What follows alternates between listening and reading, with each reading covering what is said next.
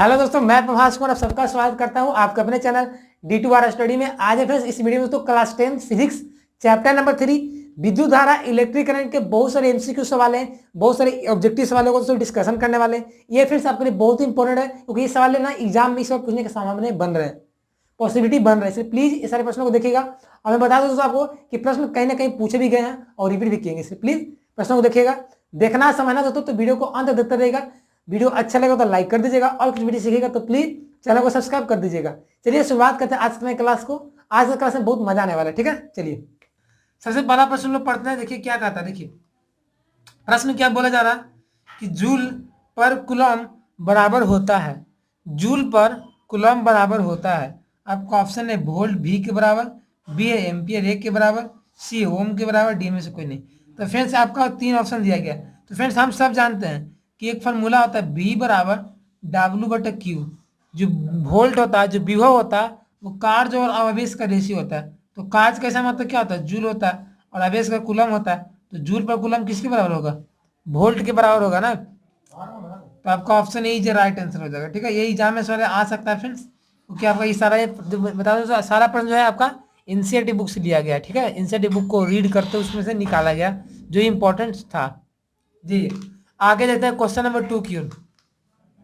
देखिए क्या कहता है प्रश्न। दूसरा नंबर क्या बोला कि परिपथ में विद्युत धारा का माप किससे होता है। कोई भी सर्किट में फ्रेंड्स विद्युत धारा का हम लोग मेजरमेंट किससे करते हैं। आपको ऑप्शन है वोल्ट मीटर से, बी है ए मीटर, सी है गैल्वेनोमीटर, और आपका डी एन में से कोई नहीं।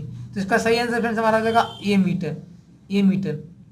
देखिए फ्रेंड्स हम सब जानते हैं कि हमारे जैसे घर में ही सर्किट होते हैं, तो बहुत सारे सर्किट में क्या होता है, उसमें करंट को मापना रहता है कि कितना करंट जा रहा है, 10 एम्पियर, 20 एम्पियर, 50 जा रहा है। तो वो फ्रेंड्स ए मीटर के द्वारा ही पता चलता है, ठीक है। परिपथ में विद्युत धारा का माप किससे होता है, ए मीटर से। और उसको विभव पता लगाना रहता है तो वोल्ट मीटर से पता लगाते हैं। और फ्रेंड्स हम लोग को ये पता लगाना रहता है कि परिपथ में करंट जा रहा है कि नहीं जा रहा है, तो वो गैल्वेनोमीटर से होता है, ठीक है। चलिए आगे बढ़ते प्रश्न को। अगला प्रश्न हमारा दोस्तों क्या कह रहा है, देखिए प्रश्न क्या बोला जा रहा है, तीसरा नंबर कि एक इलेक्ट्रॉन पर कितना आवेश होता है, एक इलेक्ट्रॉन पर कितना चार्ज होता है। आपका ऑप्शन है 1.6 × 10⁻⁻19 कूलम, बी है 1.16 × 10⁻⁻19 कूलम, और सी आपका 0.16 × 10⁻⁻19 कूलम, और आपका डी में क्या है 1.6 × 10⁻19 कूलम। तो यहाँ पे फ्रेंड्स इसका सही आंसर हो जाएगा ऑप्शन नंबर ए।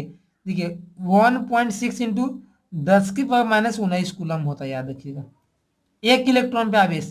अब आपसे 2 इलेक्ट्रॉन पूछेगा तो 2 से गुना कर देंगे, 3 पूछेगा 3 कर देंगे, यदि एन इलेक्ट्रॉन पूछेगा तो एन से गुना कर देंगे। तो एक इलेक्ट्रॉन में कितना आवेश होता है, याद रखिए इतना ही आवेश होता है, ठीक है। आवेश कैसा मतलब कूलम होता है, इसलिए यहाँ पे कूलम लगा। चलिए अगला देखते हैं प्रश्न चौथा की ओर। ये प्रश्न क्या कहा, देखिए प्रश्न इंपॉर्टेंट है आपका, न्यूमेरिकल टाइप का थोड़ा सा, ठीक है। ये पूछ सकती है, हमें पूछेगा। देखिए आगे देखिए प्रश्न क्या बोला जा रहा है। प्रश्न ये बोल रहा है फ्रेंड्स कि 12 वोल्ट विभवांतर के दो बिंदुओं के बीच 2 कूलम आवेश को ले जाने में कितना कार्य होगा। 12 वोल्ट विभवांतर के दो बिंदुओं के बीच 2 कूलम आवेश को ले जाने में कितना कार्य होगा। तो आपका ऑप्शन दे रखा है 12 जूल, बी है 24 जूल, सी है 6 जूल, और डी है आपका 10 जूल। तो यहाँ पे एक बात ध्यान करने वाला है फ्रेंड्स कि आपका वोल्ट दिया हुआ है, आपका आवेश भी दिया गया, तो आपका कार्य पूछा। तो मैंने अभी आपको फॉर्मूला बताया था कि V जो होता है वो W/Q के बराबर होता है। तो यहाँ से W बराबर लिख सकते हैं VQ। तो V का मान आपको दिया गया है दोस्तों, V का मान कितना दिया हुआ है 12, और Q का मान 2 दिए, तो 12 तो 24 हो जाएगा, 24 जूल। 24 जूल कौन है आपका, बी हो जाएगा। तो ऑप्शन बी है राइट आंसर। तो कभी कभी फ्रेंड्स क्या होता है ना कि न्यूमेरिकल टाइप के सवाल भी एग्जाम में आ जाते हैं, बच्चे से बैठते हैं थियोरेटिकल, बट न्यूमेरिकल भी याद करिएगा, समझिएगा क्या कहता है, ठीक है, ताकि एग्जाम में अच्छा स्कोर आप कर सकें। आगे बढ़ते हैं पांचवा की ओर। पांचवा नंबर प्रश्न देखिए क्या कहता है। देखिए प्रश्न क्या बोला जा रहा है कि निम्न में कौन विद्युत शक्ति को निर्धारित नहीं करता है। निम्न में कौन विद्युत शक्ति को निर्धारित नहीं करता है। आपका ऑप्शन है I²R, बी है IR², सी है VI, और डी है VA²/R। तो फ्रेंड्स हम सब जानते हैं कि शक्ति जो P बराबर फार्मूला कितना होता है, P का 3 फार्मूला होता है ना। क्या होता है, एक VI होता है, एक VA²/R होता है, और एक I²R होता है। तो तीनों में कौन अलग है, यहाँ पे I²R सही है, VI भी सही, VA², ये फ्रेंड्स शक्ति का फॉर्मूला नहीं होता, याद रखिएगा। ये गलत फॉर्मूला, ये होता ही नहीं है शक्ति का। शक्ति का ये फॉर्मूला होगा, ये फॉर्मूला होगा, ये फॉर्मूला होगा, ठीक है। चलिए आगे बढ़ते हैं, कोई दिक्कत चलिए ना, चलिए आगे बढ़ते हैं हम लोग, प्रश्नों को देखते हैं। छठा की ओर क्या करा प्रश्न देखिए कि 1 किलोवाट घंटा किसके बराबर होता है। 1 किलोवाट घंटा किसके बराबर होता है? आपका ऑप्शन है 3600 जूल के, बी है 3.6 जूल के, और सी है 36 × 10 6 जूल के, और डी है 3600 जूल के। तो जो 1 किलोवाट घंटा होता है फ्रेंड्स, वो फ्रेंड्स होता है 3.6 × 10 6 जूल के बराबर होता है। ये याद रखिएगा फ्रेंड्स, एग्जाम में ना सवाल आ सकता है, ठीक है, क्योंकि आपके लिए बहुत इंपॉर्टेंट है। चलिए आगे बढ़ते हैं, छठा सातवां को देखते हैं। चलिए फ्रेंड्स हम लोग देखते हैं क्या प्रश्न नंबर सातवां। देखिए सातवां प्रश्न क्या कहता है, क्या बोला कि एम्पियर घंटा किसका मात्रक है। एम्पियर घंटा किसका मात्रक है? आपका ऑप्शन है शक्ति के, बी है आवेश के, सी है ऊर्जा के, और डी है विभवांतर के। तो फ्रेंड्स हम सब जानते हैं कि एक फार्मूला होता है Q बराबर आई इंटू टी, जहाँ आई एम्पियर, आई धारा होता है, धारा का एम्पियर होता है, और टी समय, समय का सेकंड होता है, बट यहाँ सेकंड यहाँ पर घंटा दिया हुआ है, तो एम्पियर घंटा किसका हो जाएगा? Q यानी आवेश का हो जाएगा। आपका ऑप्शन है बी इज राइट आंसर। तो यहाँ पे फिर आप देख सकते हैं कि मैंने बहुत सारे सवालों को according to formula, help by the help of formula, मैं बहुत सारे प्रश्नों को हल कर दे रहा हूँ। तो इसीलिए प्लीज आप फार्मूला को भी याद रखिएगा। मेरे चैनल पे फार्मूला का वीडियो डाल दिया गया है, class 10th all physics formula, देख सकते हैं, उससे आपको बहुत ही सहूलियत मिलेगा।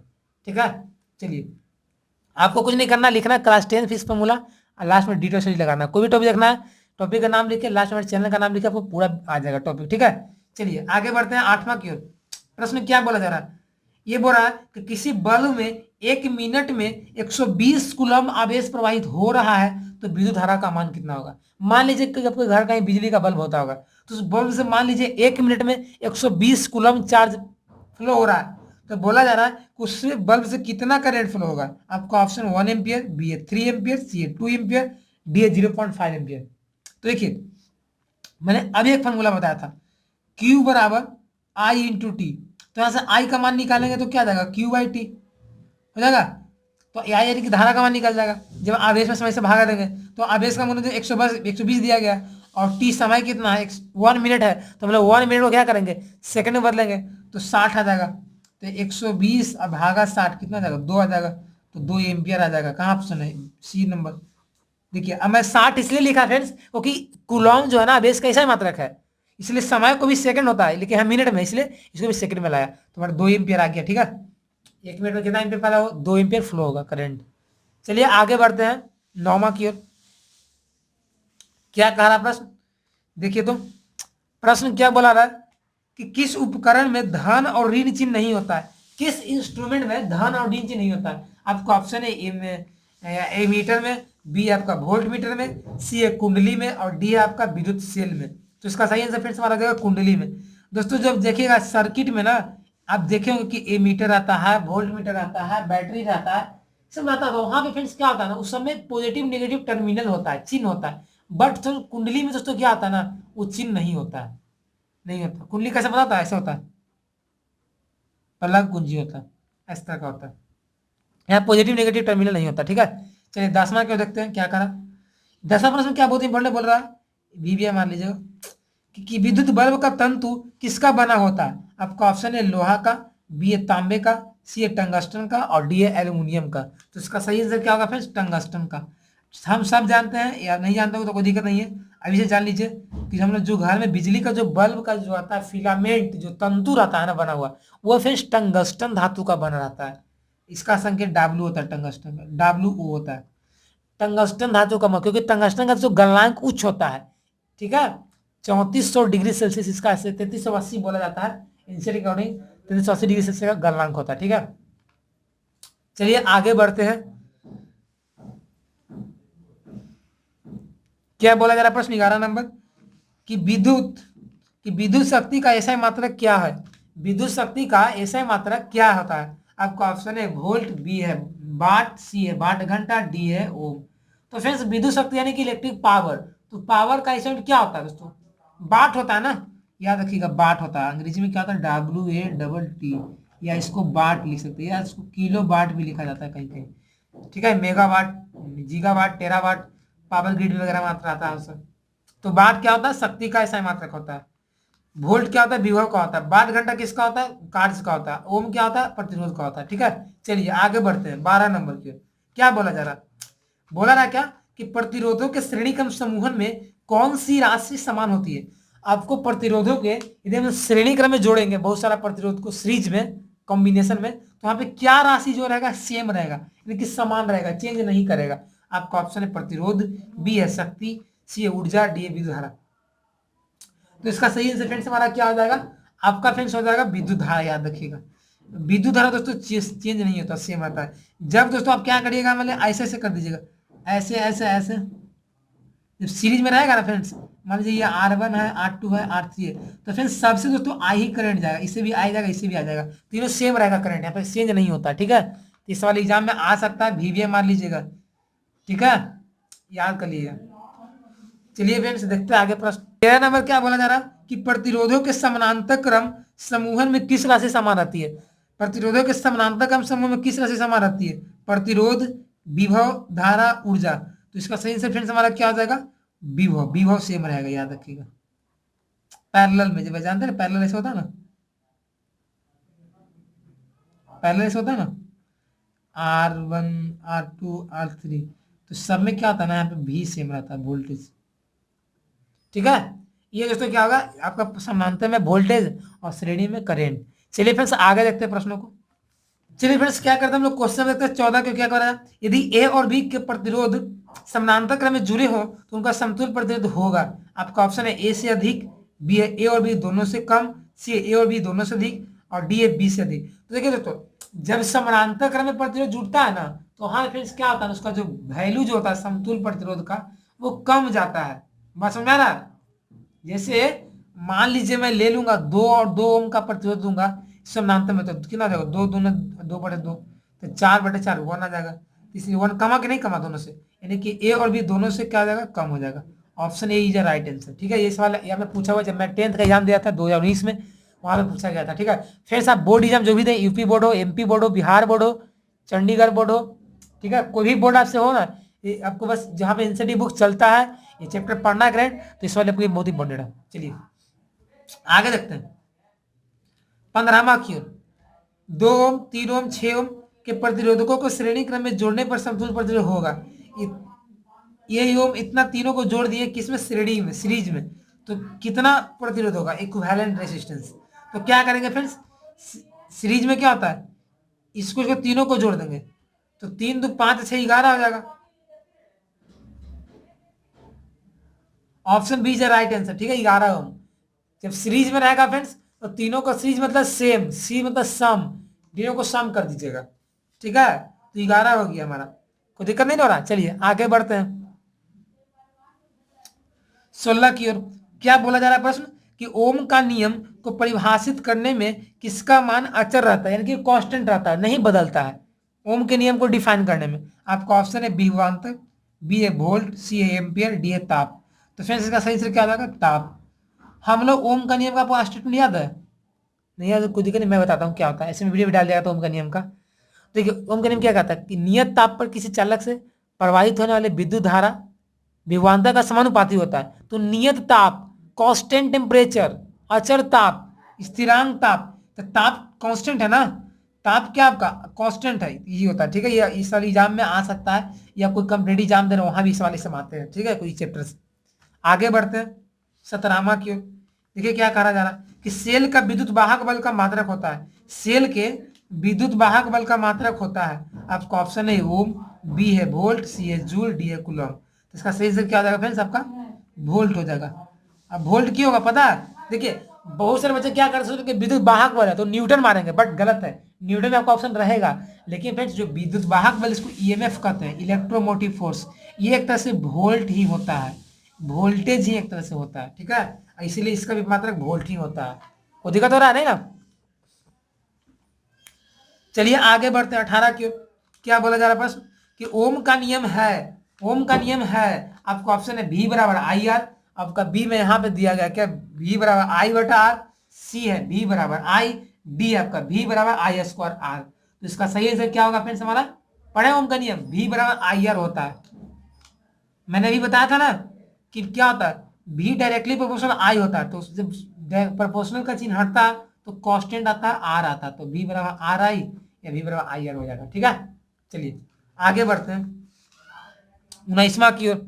क्या बोला जा रहा है प्रश्न कि किसी विद्युत परिपथ में ए मीटर को जोड़ा जाता है, किसी इलेक्ट्रिक सर्किट में ए मीटर को जोड़ा जाता है। आपको ऑप्शन श्रेणी क्रम में, बी है समानांतर क्रम में, सी है कभी श्रेणी में तो कभी समानांतर में, और डी है सभी गलत है। तो अभी से आप एक बात याद रखिएगा फ्रेंड्स, जब भी आपको सर्किट में ए मीटर को जोड़ना है, यानी कि आपको धारा को मापने के लिए जोड़ना है, तो हमेशा श्रेणी में जोड़िएगा। क्या जोड़िएगा? श्रेणी में।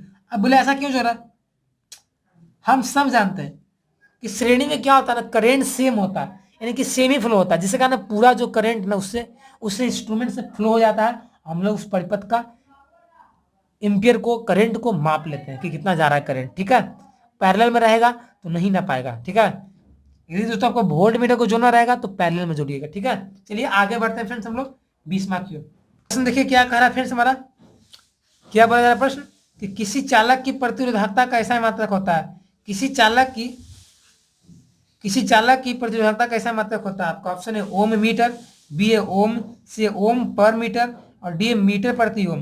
तो फ्रेंड्स हम सब जानते हैं कि ओम क्या होता है, प्रतिरोध का ऐसा मात्रक होता है, बट यहाँ पे पूछा रहा है प्रतिरोधकता, रेसिस्टिविटी। तो फ्रेंड्स प्रतिरोधकता जब पूछेगा फ्रेंड्स तो ओम ना होके यहाँ पे दोस्तों हो जाएगा ओम मीटर हो जाएगा। क्या हो जाएगा? Ohm metre. Option A is the right answer, option A is the right answer, ohm metre हो जाएगा। चलिए आगे बढ़ते हैं 21वां की ओर। क्या बोला जा रहा है कि प्रतिरोधक का मान बढ़ाने के लिए प्रतिरोधक को जोड़ा जाता है। ये प्रश्न क्या बोला जा रहा है कि प्रतिरोधक का मान बढ़ाने के लिए प्रतिरोधक को जोड़ा जाता है, यानी कि कैसे हम लोग जोड़ेंगे कि प्रतिरोधक को मान हमको इंक्रीज करना है।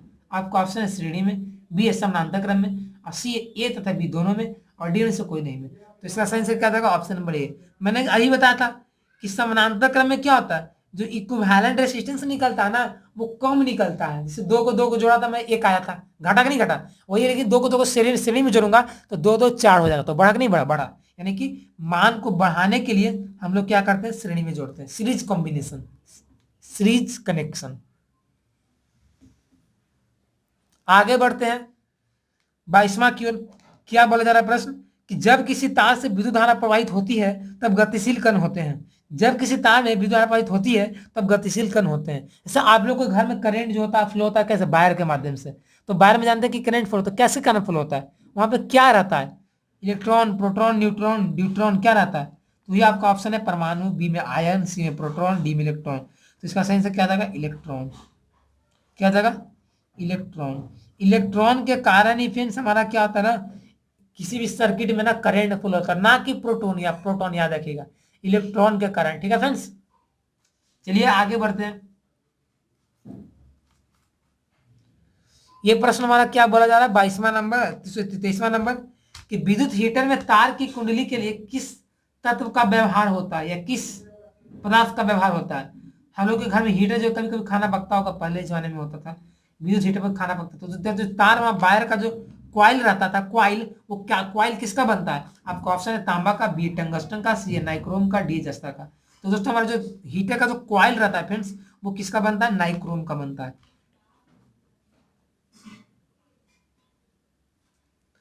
तो ये फ्रेंड्स क्या आ जाएगा? नाइक्रोम आ जाएगा। Option number C is right answer.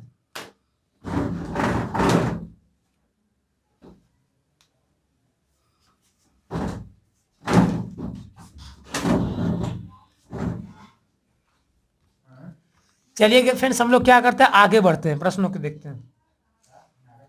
प्रश्न ये क्या बोला जा रहा है 24 नंबर कि विद्युत परिपथ की शक्ति होती है। आपको ऑप्शन है वी आर, बी है वी स्क्वायर आर, सी है वी बाई आर, डी है वी स्क्वायर बाई आर। ये इंपॉर्टेंट प्रश्न याद रखिएगा, ये मैं डबल स्टार ट्रिपल स्टार देता हूँ इसमें, क्योंकि ये इंपॉर्टेंट है, आपको हमेशा कंफ्यूज कर देगा ये सवाल है, ऐसा ही पूछेगा आपको बोर्ड एग्जाम में। तो वी आर है कि वी स्क्वायर आर है, तो ये आपको इसमें चुनना, तो इसका सही से क्या हो जाएगा?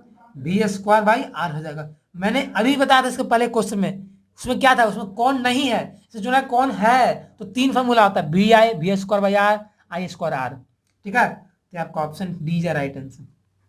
प्रश्न तो मजा आ रहा है ना, क्योंकि फ्रेंड्स बहुत ही प्रश्न अच्छा है, बहुत ही प्रश्न वेटेज है, ना ज्यादा हार्ड है ना ज्यादा सिंपल है, ऐसा ही प्रश्न आपको एग्जाम में आएगा। ठीक है, आप एनसीईआरटी बुक पढ़िएगा तो वहाँ पे सबसे पहले मेंशन आपको मिलेगा, दिखेगा, बुक को अंदर डिटेल में पढ़िएगा तब। ठीक है, आज अगर बच्चे नहीं पढ़ते एनसीईआरटी बुक, इसलिए मैं क्या क्या हूँ कि एनसीईआरटी बुक से ऑब्जेक्टिव निकाल दिया हूँ, ताकि नहीं पढ़े फिर भी वो क्वेश्चन अच्छा बना ले, अच्छा स्कोर कर ले।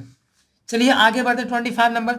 विद्युत परिपथ का वह गुण जो विद्युत ऊर्जा को उस समय बदल देता है कहा जाता है।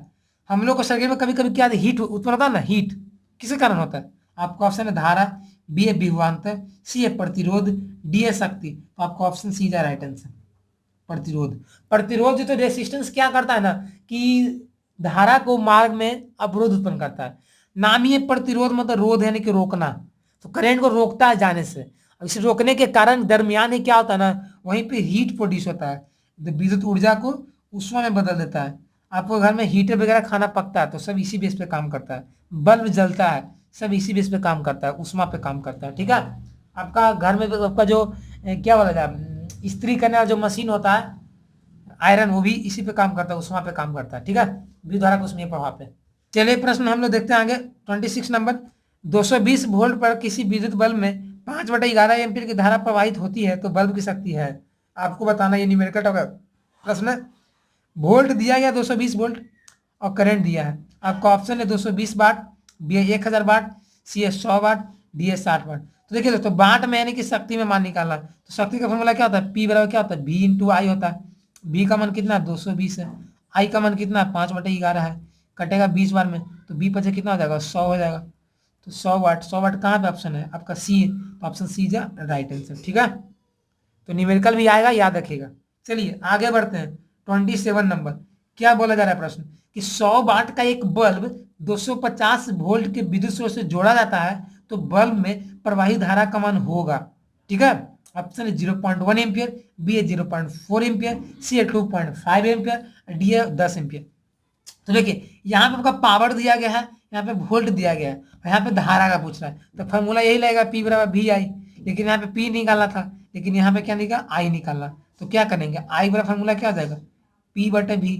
तो आई बराबर पी कितना है, पी का मान कितना है आपका 100 है, वी का मान कितना है 250 है, ये कट जाएगा। ठीक है, ये भी कट जाएगा 2 बार में, यहाँ 5 बार में, तो 2/5 को डिसिमल में लाइएगा तो कितना आ जाएगा 0.4 आ जाएगा। तो 0.4 इन ऑप्शन बी जा राइट आंसर। ठीक है, चलिए आगे बढ़ते हैं। क्या प्रश्न बोला था देखिए तो 28वां नंबर कि निम्न में कौन जूल के उष्मीय नियम को निरूपित करता है। निम्न में कौन जूल के उष्मीय नियम को निरूपित करता है। आपका ऑप्शन है एच बराबर I square R T, B में एच बराबर बी आई टी, और सी में एच बराबर B H square by R T, और डी में से सभी। तो option number D is right answer, इनमें से सभी। मैंने बताया था दोस्तों कि 3 फॉर्मूला होता है पावर का, बट यहाँ पे उष्मीय नहीं पूछा है, तो उष्मा बात बराबर है ना, उष्मा कार्य ऊर्जा तीनों सेम होता है। तो यहाँ पे क्या हो गया, समय टी लगा दिया है, क्योंकि हम लोग जानते हैं कि जो एच जो होता है ना वो पी इंटू टी के बराबर होता है, पावर और टाइम के बराबर होता है। इसलिए पावर जो था V I I square R समय टी से गुना किया, तो ये क्या हो गया जूल का उष्मीय नियम हो गया। मैंने दोस्तों वीडियो डाल दिया हूँ जूल के उष्मीय नियम का, नहीं जानते तो देख लीजिए। ठीक है, मेरे चैनल पर डाला गया। टॉपिक का नाम मानना है जूल का उष्मीय नियम, और लास्ट में चैनल का नाम लिख देना है, D2 स्टडी आ जाएगा। ठीक है, चलिए आगे बढ़ते हैं 29वां नंबर की। क्या बोला जा रहा है प्रश्न कि ताप बढ़ने पर चालक का प्रतिरोध, ताप बढ़ने पे चालक का प्रतिरोध आपका ऑप्शन है बढ़ता है, बी है घटता है, सी अपवर्तित रहता है, डी इनमें से कोई नहीं। तो फ्रेंड्स एक बात अभी से याद कर लीजिए, आपको बहुत आगे जाके काम देगा। जब दोस्तों टेम्परेचर हम लोग बढ़ाते हैं चालक के लिए, खासकर चालक के लिए, कंडक्टर के लिए टेम्परेचर जब बढ़ाइएगा तो वहाँ पे प्रतिरोध भी बढ़ जाएगा, रेसिस्टेंस बढ़ जाएगा। ठीक है, रेसिस्टेंस का जाएगा बढ़ जाएगा। लेकिन वही बात यदि अर्धचालक में देखा जाए फ्रेंड्स, सेमी कंडक्टर में, तो वहाँ पे घट जाता है। ठीक है, आगे बढ़ते हैं 30वां नंबर प्रश्न देखिए क्या कहता। ये प्रश्न क्या बोला जा रहा है कि समानांतर क्रम में जुड़े 2 R1 तथा R2 प्रतिरोध का समतुल्य प्रतिरोध होगा। तो R1 और R2 दो प्रतिरोध क्या है ना, उससे पैरेलल में जुड़े हैं, तो उसका क्या करना है, आपको समतुल्य प्रतिरोध निकालना है, आपका R इक्विवेलेंट निकालना है। तो इसका आपका ऑप्शन में क्या RP बराबर R1 प्लस R2, बी में RP बराबर 1/R1 प्लस R2, और सी में RP बराबर R1 इंटू R2 बटा R1 प्लस R2, और डी क्या है 1/RP बराबर 1/R1 प्लस R2। RP तो मतलब है आर पैरेलल है। ठीक है, तो क्या हो जाएगा इसका आंसर, आपका option C is right answer. ये मत होगा, ये नहीं होगा, क्योंकि जब तो यहाँ पे 1 बटा रहता ना, 1/RP रहता ना तब मारता, लेकिन यहाँ पे 1 नहीं है, इसलिए ये वाला होगा, इसको गुना करिएगा ना, गुना भाग करके तब आ जाएगा, वही वाला आ जाएगा। ठीक है, ये वाला आ जाएगा, कोई दिक्कत। चलिए आगे देखते हैं, over the last question 30 number 1। ये देखिए क्या करा प्रश्न आपका कि श्रेणी क्रम में जुड़े n समान प्रतिरोधों का समतुल्य प्रतिरोध होगा। आपको ऑप्शन है आर एस बराबर R one plus R two, B में 1/RS बराबर 1/R1 प्लस आर टू, सी में आर एस बराबर 1/R1 प्लस आर टू, और डी में आर एस बराबर R1 प्लस 1/R2। तो इसका सही आंसर क्या हो जाएगा, ये नंबर हो जाएगा। सीरीज में क्या होता है, सम होता है, डायरेक्टली सम हो जाता है। तो इस तरह से दोस्तों मैंने 31 प्रश्नों इस वीडियो में लिया था, और 31 प्रश्नों को मैं तो बारीकी से समझाया, आपको हल कराया। और ये फ्रेंड्स आपके लिए बहुत ही इंपॉर्टेंट है प्रश्न, बहुत ही आपको इंपॉर्टेंट है, आ सकता है एग्जाम में। ठीक है, इसलिए प्लीज अभी से देखते रहें प्रश्नों को, समझते रहें। ठीक है, तो फ्रेंड्स आते बस इतना ही। आज का वीडियो कैसा लगा, अच्छा लगा ना, कुछ सीखे, हेल्पफुल था, तो प्लीज यार वीडियो को लाइक कर दीजिएगा। और चैनल को तो सब्सक्राइब नहीं किए होंगे, पहली बार होंगे, तो प्लीज चैनल को सब्सक्राइब कर दें, ताकि ऐसे ही हम अपनी वीडियो पहले पहुंचते रहे, आप सीखते रहें। ठीक है, मिलते हैं नए वीडियो में। तो मैं ज़्यादा ज़्यादा यही कहूँगा कि इस वीडियो को प्लीज़ शेयर करिएगा अपने फ्रेंड के साथ, जो आप फ्रेंड पढ़ते हैं, ताकि वो भी सीखे, वो भी आगे बढ़ेगा। ठीक है, चलिए मिलते हैं।